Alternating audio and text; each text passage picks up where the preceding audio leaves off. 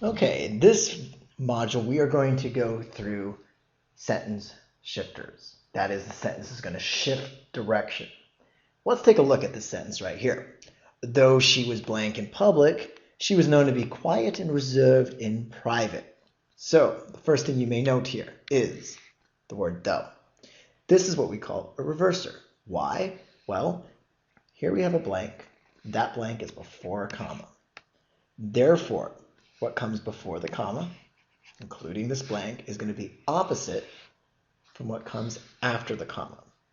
So, what comes after the comma? She was quiet and reserved. Therefore, the opposite of quiet and reserved has to go here in the first blank. So let's just say loud and talking a lot.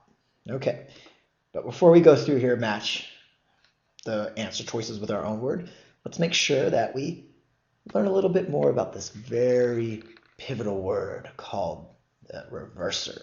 Well, there are other reversers, including though. There is although, there's even though, despite, yet, and but. These are all very important to know. They are by no means comprehensive. There are even more reversers. However, these are the most common. So again, we are going to note the function of the comma in the sentence makes the two parts different. That is, the first part is opposite of the second part. The second part is quiet and reserved. Therefore, the opposite, loud and talkative, has to go into the blank, our own word again.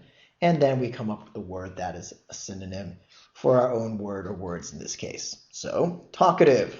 Well, loud and talking a lot, so that works pretty well. Let's circle that one. Cynical does not mean that. Soft-spoken is the opposite of what we're going because it's in private that she's soft-spoken. In public, she's the opposite.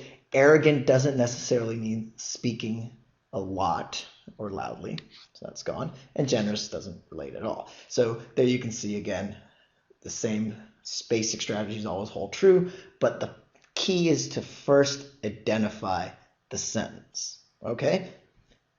Now that we've done that, we've matched, we've got our answer, let's try another one.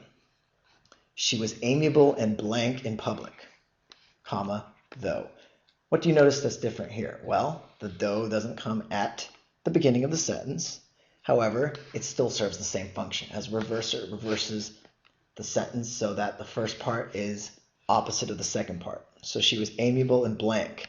And this functions also as an apposition here. The idea that amiable and blank, those words are going to be similar. So if you're not sure what amiable means, that's when this clue can really help you out. In private, she would frequently fall into protracted bouts of melancholy. So maybe that's a little bit confusing, but you do know the word melancholy, so you know that, hey, melancholy more or less means sad. So she was the opposite of sad in public. She was happy. So again, what did we do? Well, we noted that we had this reverser word, therefore the blank is in a certain relation to the comma. And now we have our word and we're going to match. So happy and downcast. Downcast, you're sad. Forlorn, you're very sad. Ostentatious, maybe you don't know it.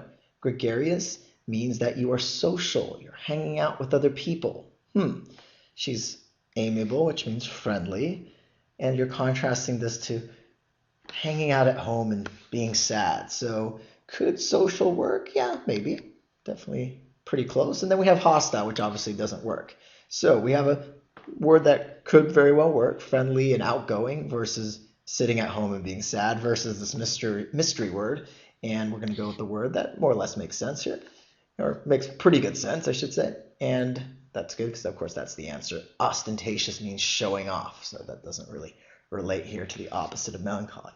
So again, identify the sentence and then follow the basic steps and you'll get the answer right.